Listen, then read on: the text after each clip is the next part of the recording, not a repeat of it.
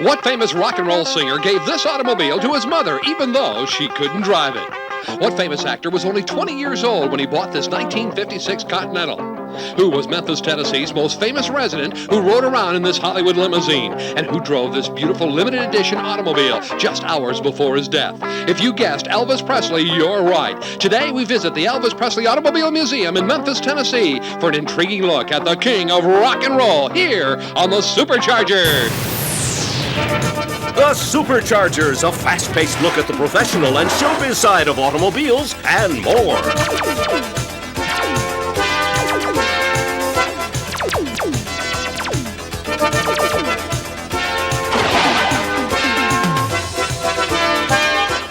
You're in the driver's seat with cars and stars as we amaze, amuse, and entertain with unique car stories and more from around the world.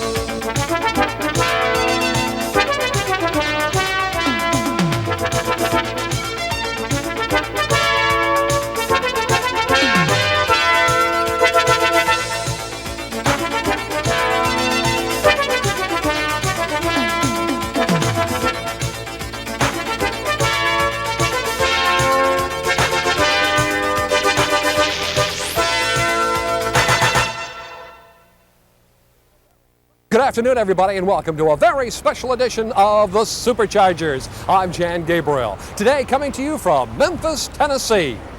It was on August 16th, 1977, that the world lost the legendary king of rock and roll, Elvis Presley. But his legend lives on here at Graceland and now at the Elvis Presley Automobile Museum, which houses all of Elvis's most treasured automobiles, along with home videos and lots of memorabilia. So if there's anything you ever wanted to know about Elvis Presley, today you'll find out. Let's go inside the Elvis Presley Museum and take a step back in time, in the early days of rock and roll.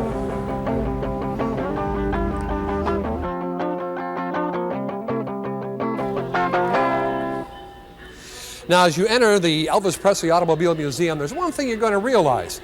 It's unlike any museum you've ever seen before. It has life-size trees and streetlights and a roadway. It all represents the streets of Memphis, Tennessee in the 1950s. And the cars have been restored beautifully, just as I'm sure Elvis would want.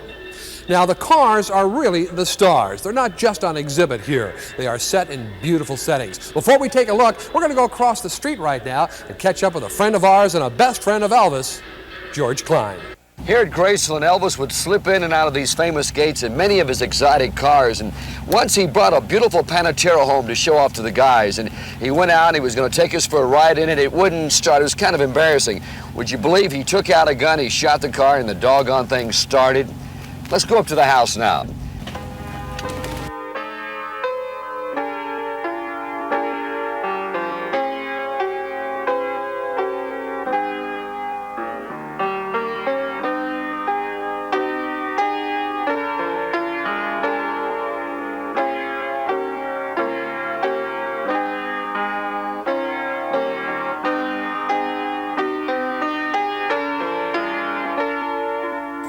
Elvis was always in a hurry to get back here at Graceland. He loved it here. This was his sanctuary, his playground, if you will. A lot of great rooms inside. Come on, let's go inside and take a look.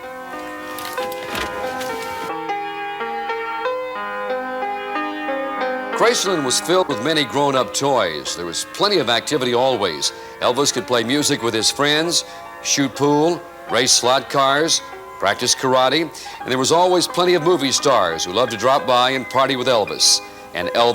And remember, the king of rock and roll, Elvis Presley. In his lifetime, it is said that Elvis Presley owned and gave away over 3,000 automobiles. And one of the most famous of all is this 1955 pink Cadillac. This is the car that he gave to his mother, Gladys. Now, the irony in this story is that Gladys couldn't drive a car. She didn't have a driver's license, and she never got one. But she did take the car up and down the driveway and up and down the street a little bit, put some dings and pings and scratches and dents in the car. But they've all been mended now. As a matter of fact, they've been mended by the gentleman who had put this entire collection together as a restoration project. He is Brian Hughes, and he joins us on the Superchargers right now. Nice to have you with us. Nice to be here, John. Let's talk about this 1955 The color is really the story behind this car, is it not? Yes, it is. The car was originally alabaster gray, and Elvis wanted to give his mother a pink Cadillac, but there wasn't pink available. So Elvis came up with a color that he liked and took the car and the paint to a gentleman here in town by the name of Jimmy Sanders, who did custom paint jobs. And so as you can see, the car was painted pink, and Jimmy changed the interior and put a white interior, and this is what he gave his mother. Now, pink after that became a very popular color. Pastels in general became very popular, particularly in 1957 when they started doing multiple colors. So Elvis must have had somewhat of an influence on Detroit along those lines. Is that fair to say? I think Elvis was the forerunner of all the pastel colors, the soft yellows, blues, greens, and especially the pinks. Those cars that were built in 1955, 56, 57, particularly 57, those cars now are worth a lot of money as collector cars, are they not? Yeah, they are. The 4 doors, Fleetwoods, or 2 doors. This car, for example, if it was owned by anybody, would be worth about $30,000. If it was a 2-door hardtop, it'd be worth about $40,000, $50,000. And if it was an Eldorado convertible, you're talking about a $100,000 car. These cars that have celebrity names attached to them, even worth more money? Yes, they are. Yes, they are. This car can conceivably bring over $1 million. As you said before, it is the most famous car in the world. Every rock star in the world's touched that car. Of all the cars that he bought and sold, I have to assume he had a favorite. Yeah, he did. It's called a Stutz. Now, Stutz is an old name in automobiles, but Elvis, well, he found the Stutz and brought it up to date. Brought it to this country anyway. Let's take a look at it.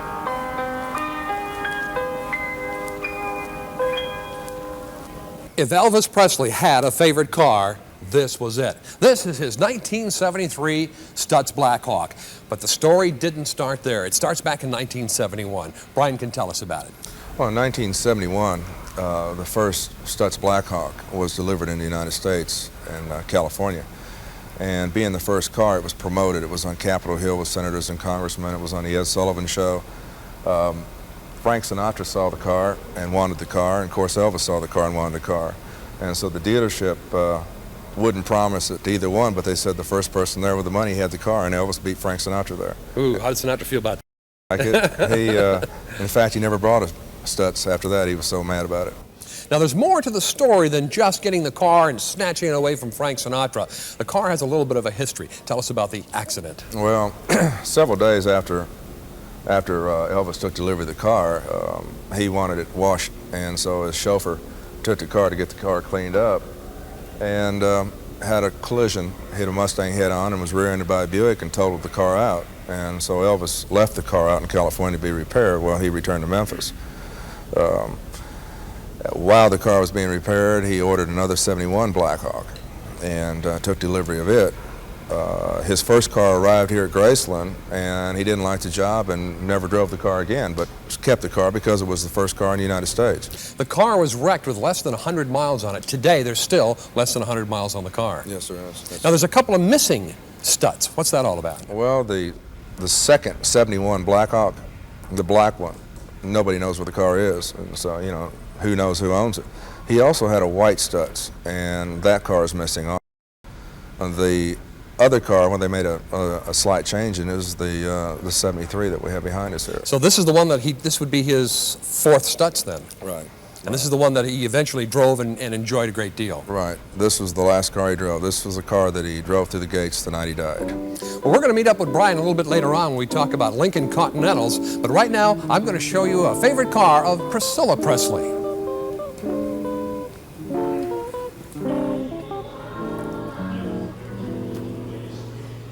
In December of 1970, Elvis bought this beautiful 280 SL Mercedes for Priscilla. It is still her favorite automobile. It has a convertible top and a pop-off hardtop.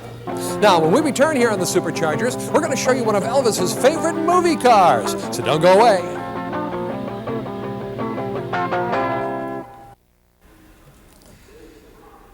We're back on the Superchargers. I'm Jan Gabriel, and today, what a treat, as we look at the cars of the king of rock and roll, Elvis Presley, at the Elvis Presley Auto Museum here in Memphis, Tennessee.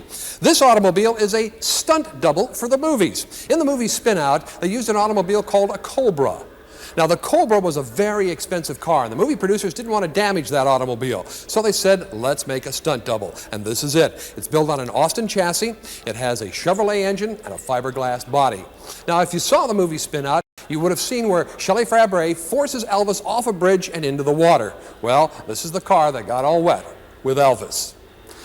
Now, Elvis's road manager for much of his career was Joe Esposito. And Joe joins us on the program today to share many of his stories of Elvis Presley. The first of which has to do with the Lisa Marie, the 4-engine jet aircraft that Elvis traveled around the country in. Joe?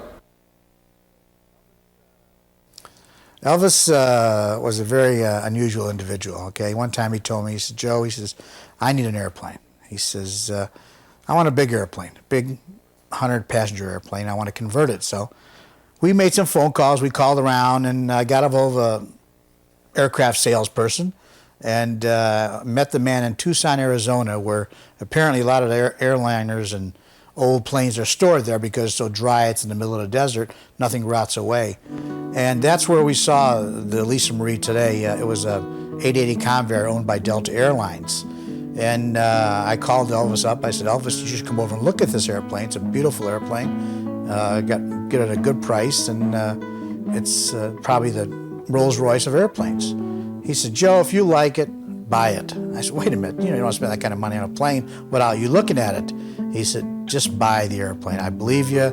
We'll take it, and that was it. And that's how Lisa Marie was bought. He never saw it when he bought the plane.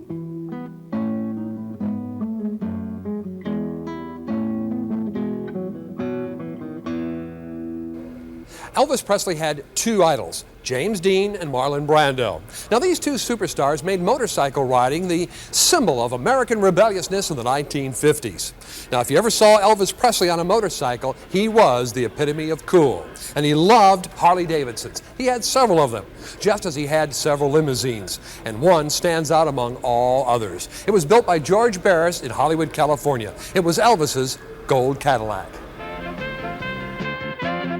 Elvis's gold limousine is on display at the Country Music Hall of Fame in Nashville, Tennessee.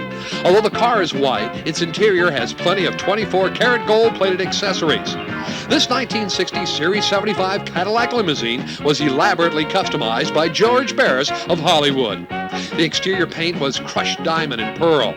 Its egg-crated grille stands out as a real reminder of the big cars of the 1960s. Yes, it was probably a gas guzzler, but its beauty superseded its excessiveness.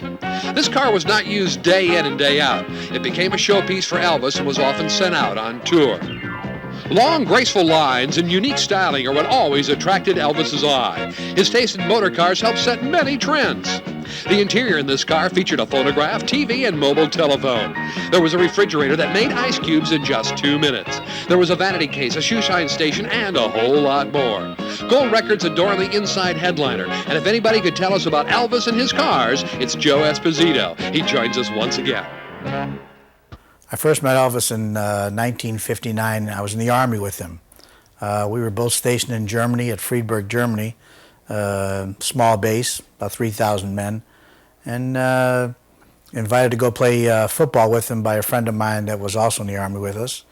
And Elvis needed some more football players, and went over, played touch football on the weekend, became instant friends, and was with him ever since. As you know, Elvis did 3 race car movies in his lifetime, and he enjoyed doing race car movies, but, you know, in the movies, he wasn't driving those cars. Those were all done by stuntmen, very little race car driving. In one movie, he did do a little bit of it, and that was in Viva Las Vegas. He did a little, but most of the time, he didn't enjoy driving the cars because he's sitting there in front of a screen. As far as race car drivers that Elvis had met, he worked with quite a few of them in a couple of the movies, but we played Houston, Texas a few times, and A.J. Foyt was always around, and real nice guy, but we didn't watch race car driving that much on television, but I'd say A.J. Foyt was probably his favorite driver. As far as driving goes, Elvis, he was a good driver, but Elvis was one of those guys that he'd be driving along and all of a sudden he'd start talking and he'd get involved in conversation and he'd be doing 15 miles an hour. And you say, Elvis, you know, let's get going, you know. And we'd sometimes, we should drive cross country a lot, and we'd go 150 miles and we'd stop on the side of the road and talk, and it would take us 8 hours to go 150 miles with him. But he was a fast driver, and he was a good driver. Overall, he was a good driver. There was one car that Elvis had that I thought was actually beautiful. It was a 6-door Mercedes limousine. not too many of them around. It's a 600. It was dark blue. It was absolutely a beautiful vehicle. And how we got it was we called the limousine service one time to have them pick up Elvis at the airport or something. And the guy came in this car, and Elvis wanted that car. Ended up buying it from the from the limousine company. And gorgeous car, one of the few I've ever seen around. And I don't know where it's at today. I think Jimmy Velvet has it, I think, today. Elvis' fascination with cars, he loved to impress people with his cars. And the Stutz Blackhawk, like I told you earlier, was a very unusual vehicle. And you could not help but notice this car. So, I mean, if you were trying to sneak around town, if Elvis didn't want to be recognized, he would not drive that car around, but he always drove that one around. Elvis sometimes, when he didn't want to be recognized in town, he had this old black garbage truck they used to use at Graceland. It was an old beat-up, like a van type thing, and he used to get in that and just go off on his own, and nobody recognized him in that, believe me. I want to thank Joe Esposito for those wonderful Elvis stories and sharing them with us here today on the Superchargers. Brian Hughes is back with us right now, and we're going to take a look at a 1956 Continental. And this has a real important story because this was the very first car that Elvis Presley bought new. Tell us the story. Well, he bought the car new in August of '56, and at that time he was 20 years old, so Vernon had to sign for the car. You know, it's like you said, it's his first new car. Now, this car also has a couple of other stories. The first one would be the fact that of all the cars that are restored here in the museum that Brian did, which are beautiful, immaculate cars, this one you skimped a little bit on. There's dents on the hood and dents on the top, but there's a reason for that. Well, this one evening, Elvis was going to the hospital to visit his mother, and also a football player from Memphis that got hurt. Nick Adams was in town, the movie star, so he and Elvis took off to St. Joseph's Hospital.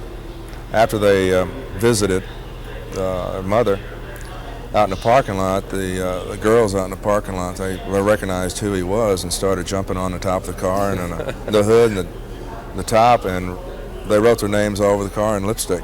So we kind of left the car like it was. The price of popularity. Yeah. There's also another car, another story attached to this particular car, and that's about a hotel incident where this car actually sat on the 7th floor of a hotel. Right. In '76, Elvis sold this car to a Mosley, a friend of his by the name of Mosley that lived in Colorado. In '79, he put the car in an auction, and it was sold in Houston, Texas. A gentleman there bought the car by Hansen and transported it to Eureka Springs, Arkansas, where they put it in the 7th story floor in the main ballroom of the old Basin Park Hotel. He felt like the car would be safe. At least somebody wouldn't drive off with it. So it stayed there for about 4 years. Was this as an attraction now? Yeah, it was. They turned this hotel into a museum, and it stayed for about 4 years. And the museum was being sold, so they transported the car back to Houston.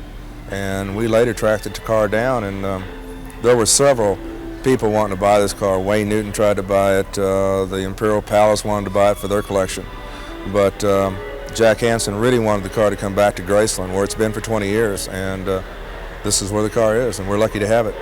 Brian Hughes has a collection of his own. You have quite an extensive collection that's open to the public at no charge. Right. It's my company's called the Classic Car Company, and we're right out of Memphis, Tennessee. Brian, before you leave us on the program today, one quick question about the collector car market. Where's it headed? Straight up.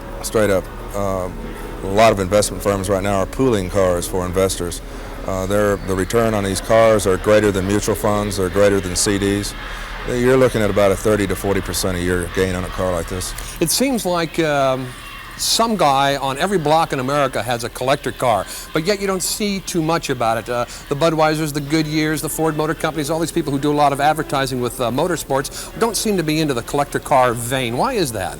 I don't think they've really grasped the value of these cars and where they're going. They're really behind the times right now. The Wall Street is starting to come out with a lot of major stories about what cars are worth on the front pages. You're seeing them in some of the news car magazines, but Wall Street Journal. Yeah. But I think the major sponsors, Goodyear, Pennzoil, Quaker State, whatever, I think they'll jump on the bandwagon. I think they're going to see what these cars will go up to in the near future, in the next 5 years. Very interesting indeed. I want to thank you for joining us on the Superchargers. I enjoyed being here.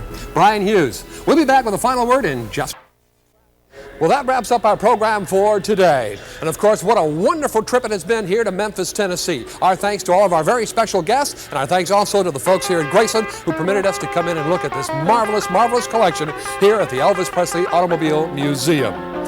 I'm Jan Gabriel. I hope you'll join us again next time right here on the Superchargers, America's #1 motorsports entertainment television series. Rock and roll.